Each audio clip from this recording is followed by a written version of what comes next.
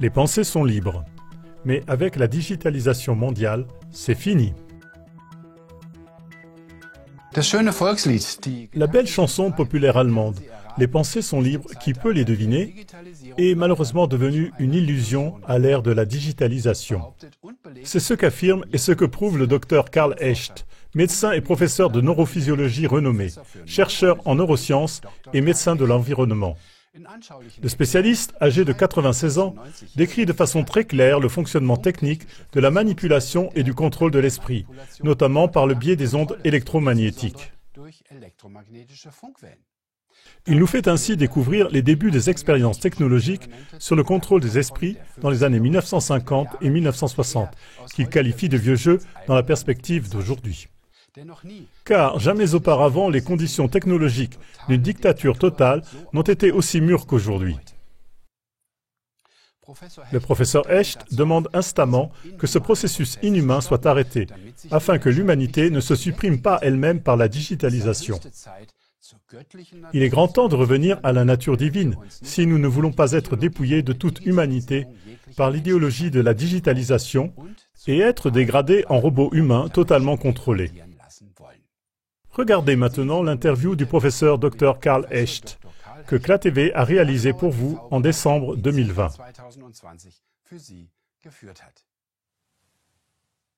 Herr Professor Hecht, danke, dass wir heute bei Ihnen sein dürfen. Professeur Echt, merci de nous permettre d'être avec vous aujourd'hui, de nous inviter et de nous permettre de parler du thème de la digitalisation de l'humanité. Professeur, en cette année marquée presque exclusivement par la crise de la Covid-19, vous avez écrit un article académique en août qui semble être un réveil urgent.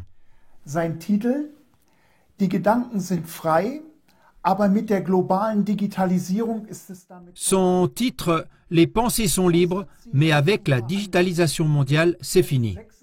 Qu'est-ce qui vous a poussé à écrire un article aussi complet et percutant à l'âge de 96 ans?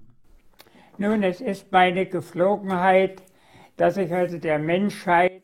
C'est mon habitude. Je veux transmettre à l'humanité la vérité fondée sur la science. L'idéologie de la digitalisation crée une euphorie, c'est-à-dire un enthousiasme pour cette technologie. Et il y a beaucoup de promesses. Prospérité, confort, voire santé et même immortalité grâce à l'intelligence artificielle. Mais la vérité est ailleurs. La digitalisation apporte une surveillance totale. La digitalisation entraîne une diminution des emplois et rend les humains superflus. La digitalisation entraîne ou provoque la manipulation de l'opinion publique. Et finalement, nous vivons une situation où l'homme perd lentement le contrôle sur la technologie. Ces derniers temps, les médias ont diffusé l'information selon laquelle Elon Musk a inventé ou est même en train d'expérimenter un implant Neuralink, qui est une interface entre l'ordinateur et le cerveau. Il décrit que c'est assez simple. Cet implant Neuralink n'est pas plus grand qu'une pièce d'euro et vous pouvez la mettre sur le crâne en incisant le cuir chevelu. Puis il y a une connexion, une interface entre le cerveau et ce Neuralink, puis l'ordinateur ou le téléphone portable, etc.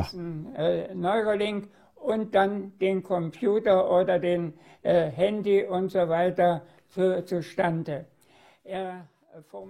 Il disait encore que la connexion entre le cerveau et l'ordinateur est nécessaire pour que les humains, ou l'humanité dans son ensemble, puissent bénéficier du développement de l'intelligence artificielle.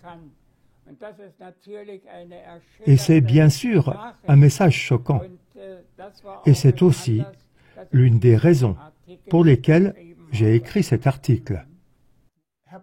Professeur, l'implant cérébral Neuralink d'Elon Musk a fait l'objet d'une large publicité dans les médias. Comment le Neuralink d'Elon Musk est-il censé fonctionner et quel danger voyez-vous? Oui, je voudrais tout d'abord vous expliquer comment cela va fonctionner. Et pour que vous puissiez comprendre tout cela, je dois vous donner une petite leçon de neurophysiologie. Voici le cerveau humain. Ici, une coupe transversale. Je tiens à dire à ce propos que notre cerveau compte 100 milliards de cellules nerveuses et que chaque cellule nerveuse peut se connecter à toutes les autres, c'est-à-dire à 10 000 autres. C'est alors un organe à part entière. C'est la caractéristique de l'être humain. Vous voyez ici le cerveau antérieur et Madame Tochert-Noot pense que le plus important, c'est qu'il arrive à maturité. Et cela ne se produit que jusqu'à l'âge de 18 ans. Et il ne doit pas être irradié par des ondes ou par des facteurs externes ou être endommagé. Vous voyez ici, au milieu, ce qu'on appelle l'hippocampe, ce qu'on appelle le système limbique, et ici, l'amygdale, qui est le centre émotionnel.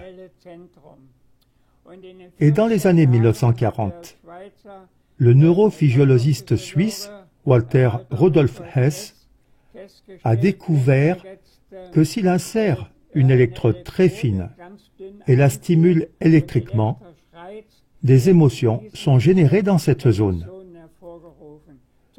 Par exemple, le rire, les pleurs, la colère, l'agacement. Donc, on a constaté que dans cette région se reflètent nos émotions. C'était une grande découverte pour l'époque. Il a reçu le prix Nobel pour cela. Et on a également partiellement appliqué cela en médecine, de telle sorte que des électrodes ont été insérées dans des zones du cerveau, chez des patients souffrant d'épilepsie et de la maladie de Parkinson. J'ai moi-même vu la professeure Bechtereva travailler avec des épileptiques dans la clinique de Saint-Pétersbourg. Madame Olga Bechtereva est la fille de Bechterev, dont une maladie porte le nom. Et il s'agissait surtout de blessés de guerre, qui avaient des balles dans le cerveau ou des éclats d'obus. Et ils avaient jusqu'à 20 crises d'épilepsie.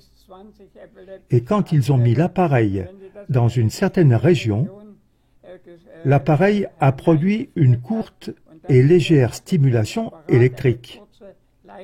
Et la crise n'a pas eu lieu. Cela n'a pas été fait en masse, mais ça a été répété souvent. Et chez les patients atteints de la maladie de Parkinson, les tremblements se sont arrêtés. Voilà comment cela a commencé. Ensuite, deuxième chose, tout ce traitement de l'information entre les centaines de milliards de cellules nerveuses se fait par des moyens électriques et nous pouvons mesurer l'électricité.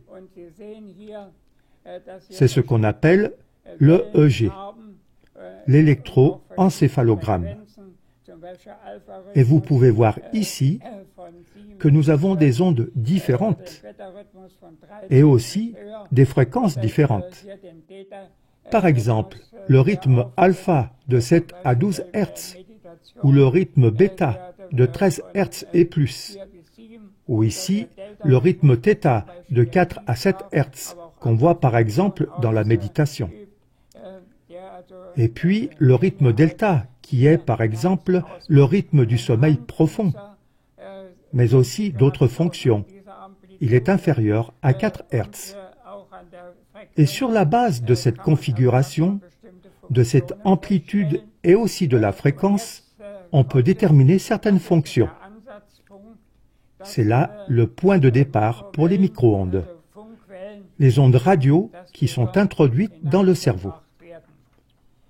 Cela se produit donc lorsque, à partir d'un émetteur ou d'un téléphone portable, on intervient dans les ondes cérébrales et ainsi on peut influencer le cerveau, selon les fréquences utilisées et selon comment vous l'appliquez. Et aujourd'hui, comme Grunwald l'a également dit, tout est possible avec la modulation de fréquence. Ça a déjà été fait dans les années 70 aux États-Unis. Des expériences ont été faites pour influencer l'électroencéphalogramme avec des micro-ondes et donc aussi manipuler le cerveau. Il y a aussi d'autres études. Nous avons le champ magnétique de la Terre, appelé onde de Schumann, qui nous protège. Et cela passe également par le cerveau et constitue en fait une fonction vitale. Et les ondes radio peuvent également perturber cette fonction vitale. Et maintenant, Musk a fait la chose suivante. Il apporte cette interface et grâce à cela, si j'ai maintenant un téléphone portable, par exemple, ou un ordinateur, cela va à l'interface et l'interface se transforme alors en cerveau. Il s'agit donc en fait d'une sorte de petit ordinateur qui peut également stocker des données. Et à partir du cerveau, l'information peut alors revenir à l'interface et retourne au téléphone portable ou à l'ordinateur. Et bien sûr, vous pouvez également l'influencer en conséquence et ainsi, un cerveau de robot est créé qui peut alors influencer le vrai cerveau. Oder zum Computer. Und nun kann man natürlich auch entsprechend beeinflussen und somit entsteht hier faktisch ein, ich möchte sagen, ein Robotergehirn, was dann das richtige Gehirn beeinflussen kann. Est-ce que j'ai bien compris? On a comme une application pour téléphone portable? Et ensuite, on peut en pratique influencer la conscience, etc. C'est très dangereux. Oui. Et vous pouvez même, si quelqu'un téléphone, influencer la conscience par le biais du téléphone portable. Vous pouvez donc manipuler comme vous le souhaitez et guider réellement la personne, ou même lui donner des instructions pour qu'elle tire sur quelqu'un, par exemple, ou qu'elle fasse ceci ou cela. Il est alors en fait un tenu en laisse par la digitalisation, si je peux le présenter ainsi. On a à peine perçu une réaction publique critique à l'implant cérébral Neuralink d'Elon Musk. Le fait que ce soit sous-estimé pourrait-il avoir un rapport avec le fait que le contrôle des esprits, c'est-à-dire le contrôle mental ou le contrôle des pensées, est connu dans les romans ou les films de science-fiction, mais qu'on dit généralement qu'il s'agit d'une théorie de conspiration?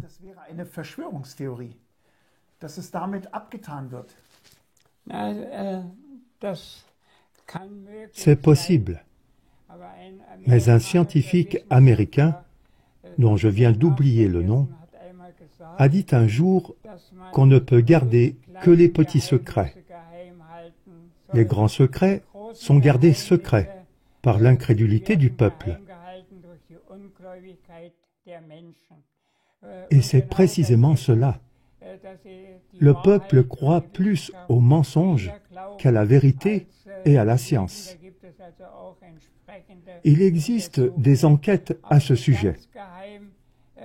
Mais beaucoup de choses se passent dans le plus grand secret ou à l'arrière-plan. Je voudrais rappeler, dans ce contexte, comment j'ai découvert ce contrôle des esprits et ses influences. Oui, avec plaisir. En 1968, il y a eu le Congrès mondial de la physiologie à Washington. Et à ce congrès, il y a eu une nouveauté. Un professeur, le docteur José Delgado, un Espagnol, qui a travaillé en Amérique à l'université de Yales, a mené une expérience sensationnelle. Il avait un groupe de singes. Dans ce groupe, le singe dominant était un colérique, c'est-à-dire qu'il se mettait très vite en colère. Et quand il se mettait en colère, il mettait sa patte dans sa bouche, rugissait, puis s'en prenait aux singes, les mordant et les frappant. Ensuite, M. Delgado a fait ce qui suit. Il lui a mis sur la tête une interface, similaire à la courbe du cerveau antérieur, attachée avec un récepteur. Et dans la salle se trouvait un émetteur qui s'activait lorsqu'on appuyait sur un levier. Et quand ce singe dominant mettait la main dans sa bouche, un singe du troupeau courait vers le levier pour le descendre. Et ce singe dominant devenait tout de suite doux comme un agneau. M. Delgado a ensuite effectué ses recherches dans des arènes de tauromachie en Espagne.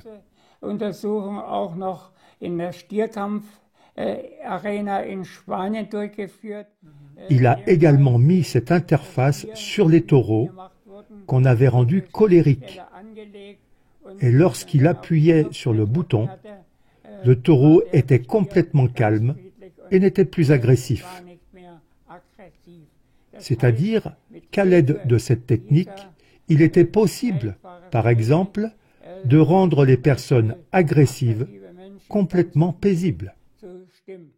Mais bien sûr, les services secrets ont immédiatement pris conscience de ce phénomène et ont travaillé avec cela.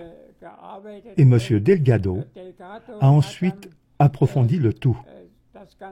Puis a découvert, comme je l'ai déjà dit, à l'aide des micro-ondes, des ondes radio, qu'il pouvait entrer directement dans l'électroencéphalogramme. Et il a ensuite écrit un livre, Le contrôle physique de l'esprit, en fait des pensées. Mais nous voyons que le contrôle de l'esprit est en partie fait sous le couvert d'agir pour la médecine. Peut-être est-ce le cas.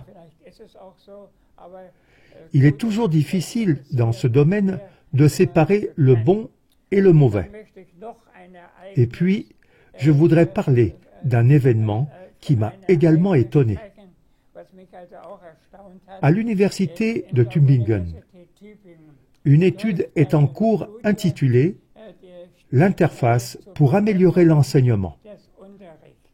Là, les enfants reçoivent une sorte de bandeau avec lequel l'électroencéphalogramme est enregistré. Et l'électroencéphalogramme reflète alors 3 états, 3 émotions, c'est-à-dire attentif, indifférent et inattentif, ce qui est déjà critique. Donc, 3 lampes s'allument. Le bleu, inattentif. Le jaune, attentif. Et le rouge, très concentré.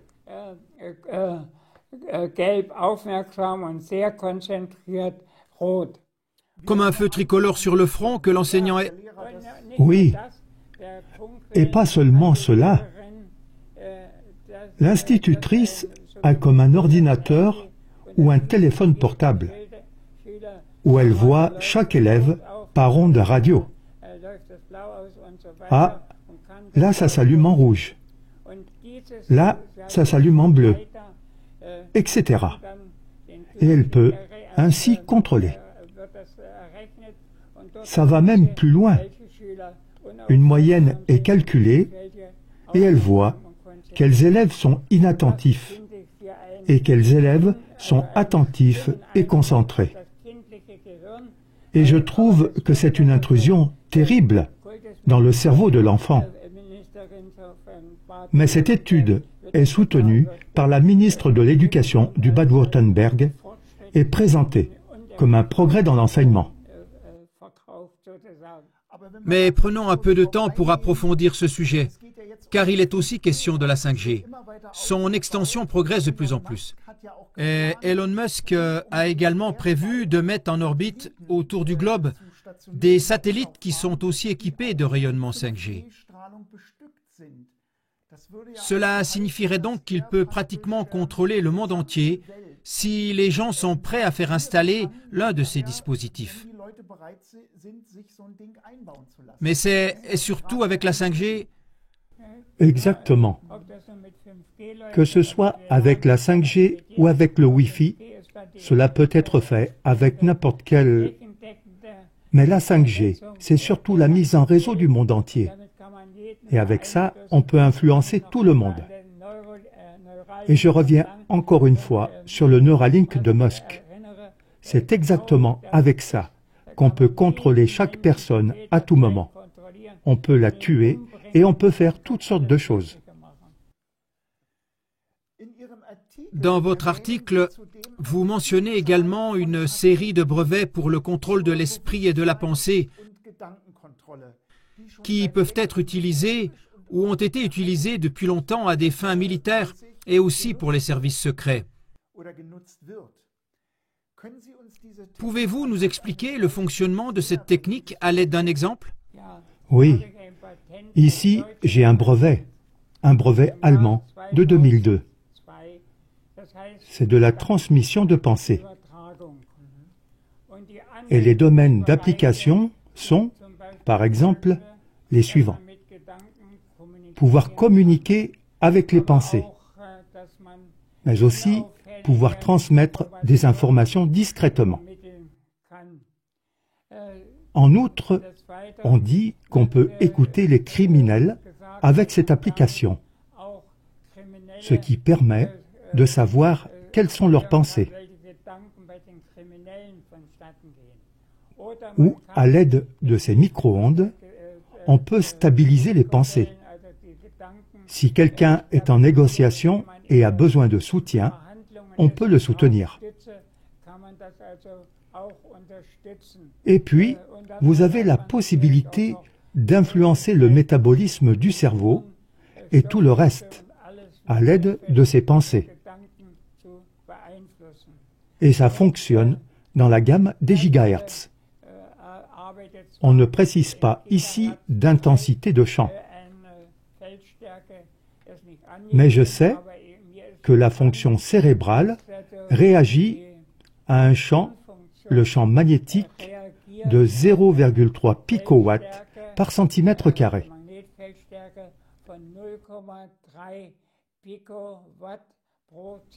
Donc, à des stimuli très faibles. Et c'est ce que la plupart des gens ne savent pas ou ne reconnaissent pas. Le fait que notre cerveau réagit particulièrement à des champs électromagnétiques très faibles et que ces stimuli peuvent soit causer des maladies, soit être utilisés pour manipuler. Et j'ai ici quelques vues de ce brevet que je voudrais vous montrer brièvement. Ainsi, à l'aide d'un système de radar, on peut irradier chaque être humain de manière appropriée. Il est montré ici qu'on peut également le faire à travers des murs en béton, à partir de n'importe où.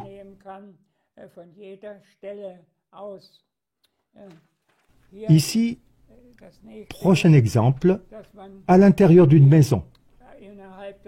Ainsi, par exemple, je peux, du premier au dernier étage, influencer les pensées d'une personne ou les lire, etc.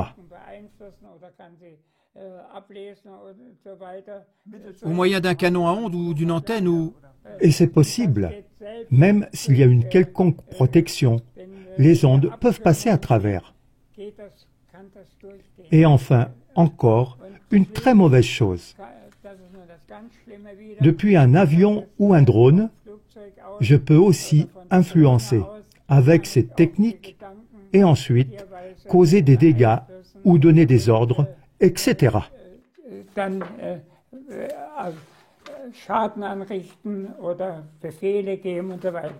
Ça fonctionne à nouveau selon le principe suivant, je le répète, si les micro-ondes sont émises depuis ces endroits, ça va dans le cerveau et le cerveau traite cela de manière appropriée.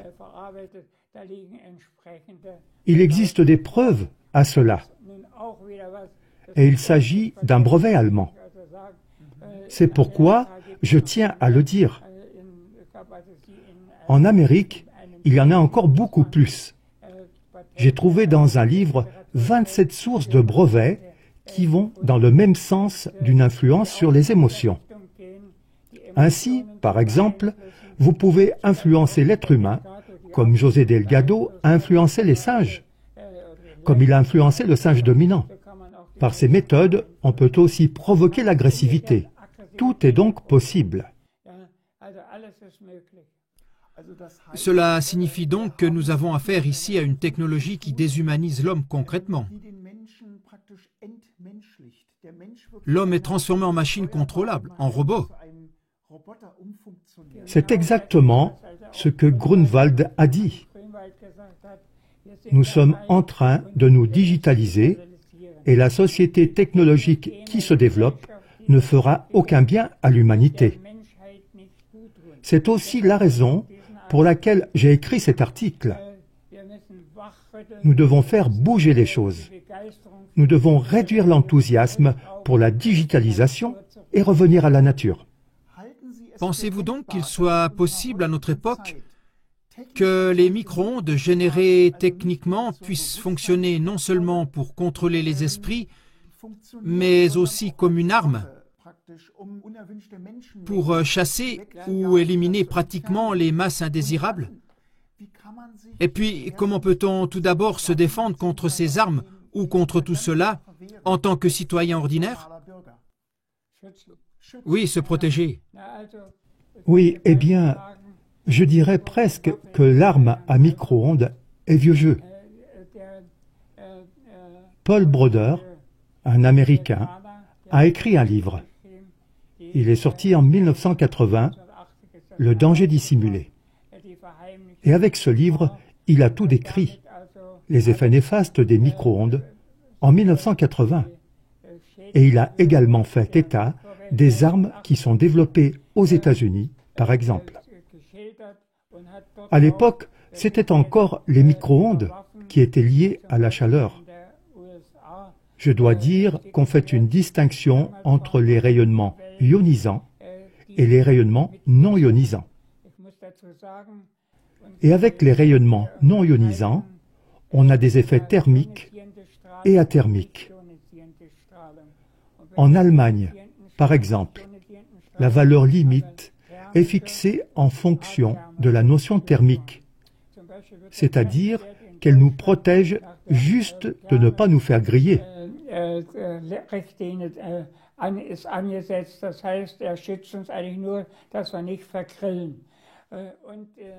Et aux États-Unis, selon M. Broder, des armes développées à cette époque pouvaient tuer les gens en les chauffant. Mais il ne s'agit là que d'une seule sorte. M. Broder décrit également un événement que je voudrais raconter. Il écrit que, par exemple, des équipages de sous-marins américains et soviétiques se sont rencontrés en mer. Et ils sont tous immédiatement rentrés à l'intérieur parce qu'ils s'irradiaient les uns les autres.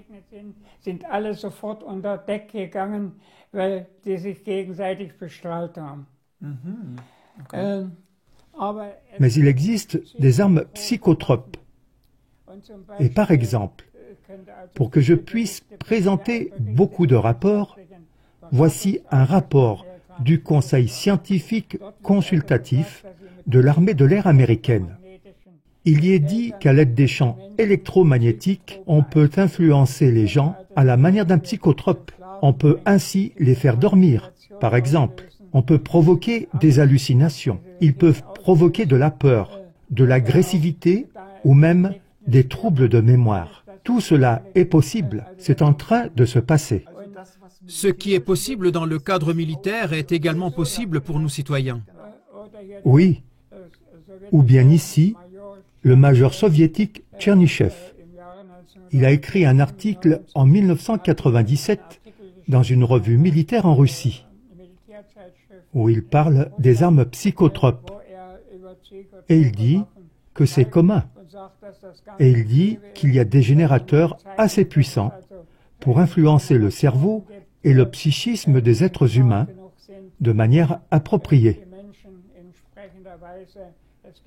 Et il énumère toute une série de générateurs de ce type qui rendent cela possible. C'était en 1997. Ça fait maintenant plus de 20 ans. Il y en a donc certainement d'autres aujourd'hui. Mais je voudrais parler d'une autre chose. Ce n'est peut-être pas une arme, mais indirectement, c'est une arme. C'est ce qu'on appelle le signal de Moscou. Il y en avait notamment dans l'ambassade américaine de la rue Tchaïkovski à Moscou. Un émetteur de 1000 watts installé pour espionner. C'était courant à l'époque. C'est probablement le cas encore aujourd'hui. Et les soviétiques avaient installé un émetteur de l'autre côté de la route, à 70 mètres de distance, mais avec une intensité de champ magnétique de 0,001 milliwatts par centimètre carré.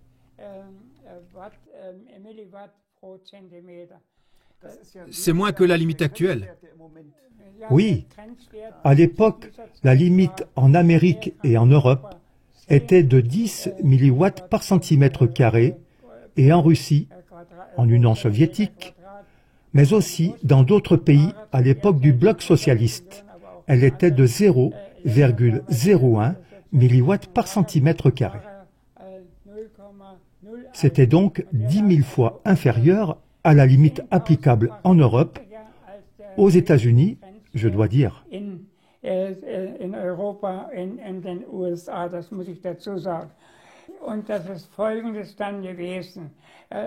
Et puis, il y a eu une discussion ou une rencontre entre le président Johnson et Kosygin de l'Union soviétique, et ils ont parlé. Mais Kosygin a dit « Nous sommes 10 fois en dessous de la valeur limite de votre valeur limite. Alors, est-ce qu'il peut arriver quelque chose ? Oui, quelque chose est arrivé. En 17 ans, sur les 4 ambassadeurs, les ambassadeurs américains qui étaient à Moscou, 2 sont morts d'un cancer, Thompson et Poulan, et Stossel d'une leucémie. C'est-à-dire que par cette irradiation faible et constante, ces hommes ont eu le cancer et leur organisme tout entier a été détruit. Maintenant, je fais le lien avec la 5G d'aujourd'hui. La 5G est conçue en basse fréquence pour qu'elle puisse rayonner partout dans les maisons. Et si maintenant on a ces ondes 5G, ça peut durer des années avant que le cancer se développe. Mais c'est possible même avec des valeurs aussi faibles. Il faut sans cesse se rappeler cela. Ça produit des effets et la valeur limite en Allemagne et en Europe ne vaut rien du tout. Ça produit des effets. Donc beaucoup trop. Mais je voudrais dire autre chose. Une dernière chose qui est aussi très grave. Il y a eu une conférence à Genève en 2018 à laquelle plus de 70 pays ont participé. Et là, ils ont parlé et ils se sont disputés à propos de l'interdiction des robots tueurs. Ça signifie donc qu'aujourd'hui, vous pouvez constituer une armée de robots tueurs qui va ensuite contre les humains ou qui est dirigée d'une manière ou d'une autre. Une telle chose est planifiée et, bien sûr, je dis que ce n'est pas croyable de faire de telles choses. L'astronaute Gerst, l'astronaute allemand Gerst, qui était dans la Station spatiale internationale, il voulait diriger le robot Justin, jusqu'à ce qu'il veuille éventuellement coloniser Mars avec des robots. Et tout le temps qu'il était là-haut, pendant 3 mois, Justin a réagi complètement d'une autre manière que ce que l'astronaute voulait. Cela signifie donc que les robots ont aussi leur propre intelligence artificielle et qu'ils ne peuvent pas être contrôlés du tout. L'idée même de créer une telle armée ou même de produire une telle chose est, à mon avis, un crime de guerre. Et ça doit donc être interdit. Je n'ai pas eu plus d'informations sur le déroulement de la réunion. Mais le fait que cela eut lieu m'a choqué. Ainsi, il y a un très vaste travail en cours qui consiste à fabriquer des armes à micro-ondes et des armes digitalisées, ou à travailler sur ce projet. Bien sûr, d'une certaine façon, c'est gardé secret et c'est qualifié de théorie de conspiration.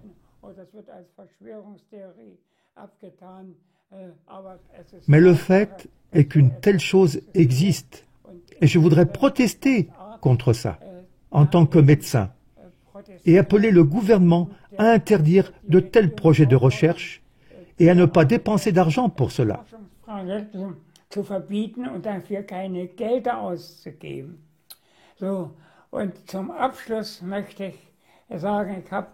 Donc, et pour conclure, je voudrais dire que j'ai donné comme titre « Les pensées sont libres ». Et j'aimerais qu'en stoppant cette folie de digitalisation, nous ayons à nouveau les pensées libres. Que nous puissions chanter la chanson « Les pensées sont libres, qui peut les deviner? Elles passent comme des ombres dans la nuit. Aucun chasseur ne peut les abattre, personne ne peut les connaître. Je m'y tiens, les pensées sont libres. » C'est ce que nous devons réaliser. Kein Jäger kann sie schießen, niemand kann sie wissen. Ich bleibe dabei, die Gedanken sind frei. Das müssen wir erreichen. Et je voudrais citer Bertolt Brecht, qui est bien connu ici au théâtre de Berlin. Il a dit « Penser est le plus grand plaisir de la race humaine. » Et c'est exactement ce que nous devons poursuivre. Nous ne pouvons pas faire cela avec la digitalisation. Nous ne pouvons le faire qu'avec la libre pensée. Et nous devons maintenant nous battre pour ces pensées libres. Nous devons les diffuser à travers la science, à travers le savoir, à travers la vérité scientifique. Et c'est pourquoi j'ai écrit cet article. Très bien. On peut sentir votre cœur. Il est évident que vous êtes très engagé dans ce domaine. Oui, merci beaucoup de nous avoir donné l'occasion de vous interviewer. Malgré votre âge, vous êtes encore si éveillé et si déterminé pour un monde meilleur, pour un monde plus pacifique. Et je souhaite aussi que nous puissions continuer à penser librement à l'avenir. Merci beaucoup. Dankeschön.